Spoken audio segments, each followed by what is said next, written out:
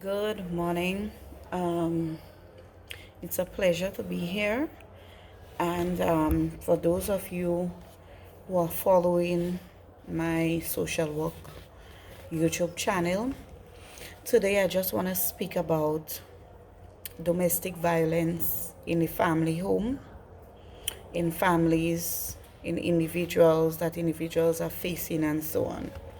So, our last topic on the counseling session was on domestic violence. I'm just continuing from there to put out a message. So, we were learning what is abuse or what is domestic abuse. There are some patterns, these are some patterns and behaviors that are shown by partners or individuals or family members. And this is an improper treatment towards one another and have privileges or take advantages on the individual or the victim. And it is very, very, very, very not acceptable. So if persons are going through certain domestic abuse or any abuse, because it has not only domestic, it have mental, it has emotional, it has sexual abuse, and it has psychological abuse, and you have neglect abuse as well.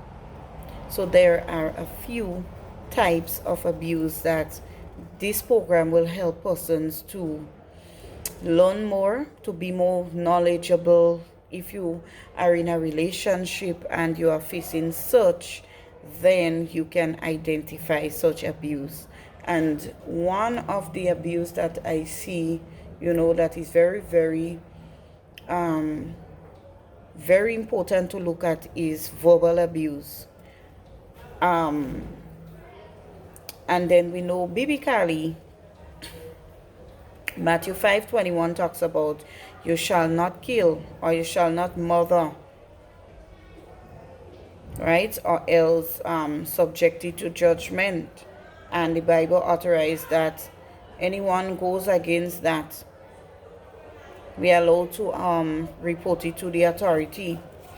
So we also learn how to identify abuse. Now, for example, if you are in a relationship with your spouse, the Bible didn't tell you that the spouse, there's no way in the Bible that shows you your partner or your husband or your wife has the right to abuse you as the individual in that relationship. And the abuse comes verbally. So for example, she might look to control you in certain sense where she crosses the line.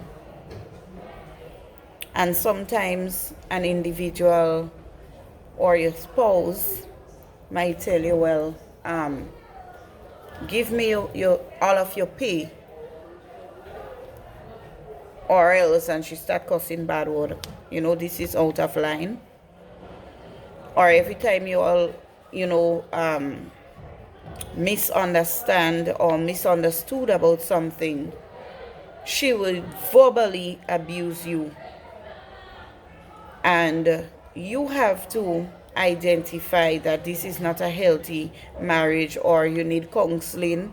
She needs to go to counseling. Both of you need to go to counseling to get help for a better relationship. And abuse take the forms from verbal to physical. Physical means beating, kicking, hurting, and all of those. And it can take the form of emotional abuse. So emotionally, you are broken because of the type of things that happen in that relationship. When should abuse reported? Right? In some case, you know that you've been in that relationship or that family, and you've been battering abuse for a long time, since you identify such abuse, you have a right, all rights as a human, to report it to get help. Don't be afraid to report it. Or you could seek a counselor, you could seek a social worker, or you could seek a focus group in the community that will help you to identify, well, yes, this is abuse. Let us take it further. Let me get some help. Not sitting in the abuse situation and you expect the person will change. If that person has a past history of abusing women or the woman abusing men, it would not change like that. Therefore, this person needs help. So this is some of the ways that you can report it. You could look at reporting it through a counselor, a social worker, or the police station, or you call the hotline, or you have somebody in the focus group, as for example the women's ministry. You reach out to us and then we do the necessary extension to get help. So we have to learn to take the necessary precautions. And abuse is very serious. And neglect is one of the abuse that is very, very hurtful for a child or even a partner to go through. Because it's not only children that feel neglected. We as adults feel neglected. If you're in a relationship and your partner don't pay attention to you as he should, and you giving the attention, that means he neglects you. And as a child, you're supposed to show that child love. If you doesn't give that child love, that child will begin to show some behaviors. He could also develop, trauma behaviors as well. And, children have love and they need love. So you as a parent have to learn to show your child love, because it could end up into suicidal thoughts, and it could end up into committing the suicide themselves, because they don't know how to handle emotions. And you as the adult, if you do not have enough knowledge on that, you need to get some knowledge. So you could seek focus groups, you could seek institutions that teaches on how to love a child, parenting group.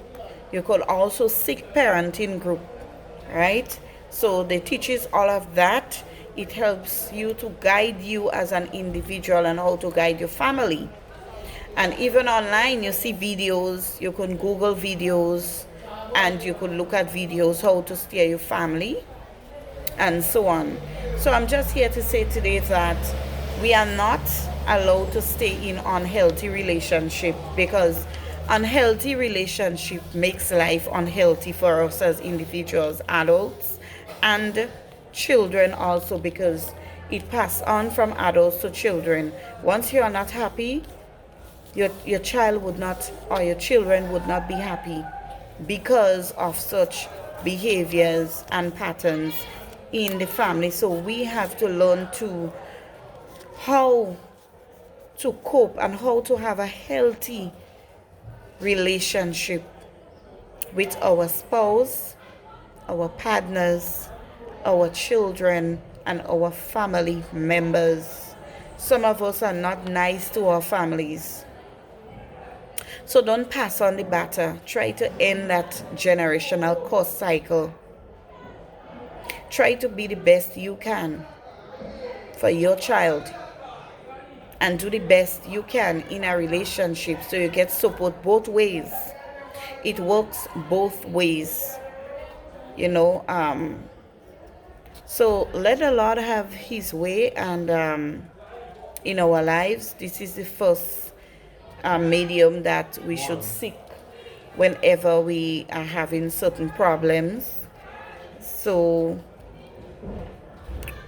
this is what I have to say today on the short topic of abuse. I will be coming with more of it. So I want everybody to have a blessed day and enjoy the family life. May God be with you all today. Bye.